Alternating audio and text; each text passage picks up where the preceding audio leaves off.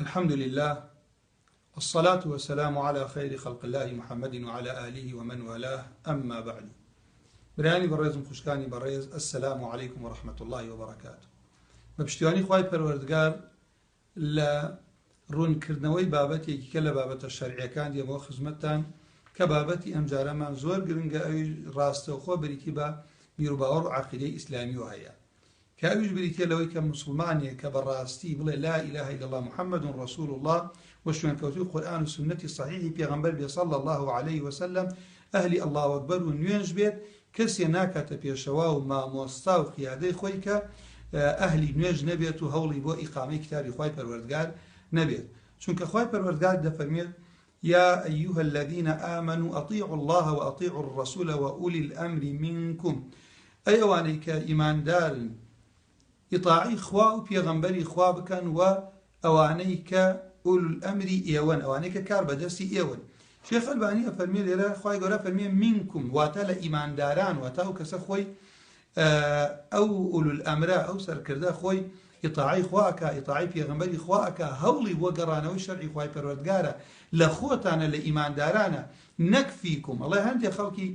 قمراه هي خلقيش قمراه كان لين فيكم واتا هر كسيكا سركردو بيشواب والهر شوين يابون كيبو بسركردتان أوي لناوتان أبو نقل أخوتان بو هر كسيك بو أوائي وأبي يرالي كانوا ملكتشيب كان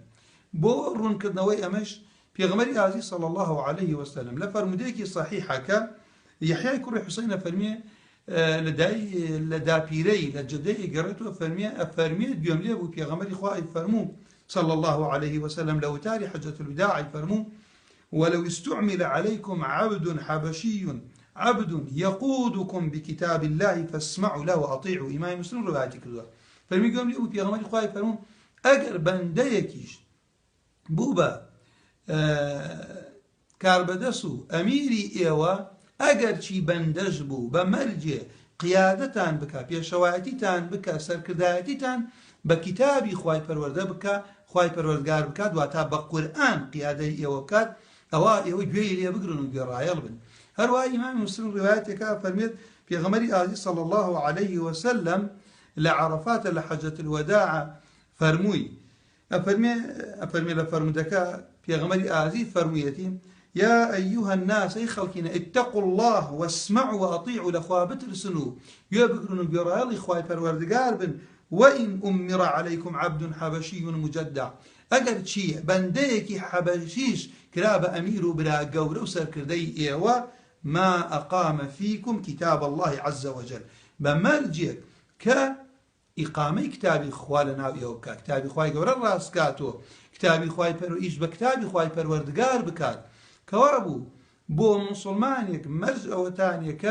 يرى لك سانية بن أو كسانيك كشيه هبو خلافيه هبو همو غمي أو بخلقي بقرتو بلاي قرآن والسنة ملا ما قال كسي أهلي نيجنا بأهلي روجونا بأهلي حجنا بيت إعراض لديني خواي پروردگار بكات تنها بلي والله لبر أوي سركردية ولبر أوي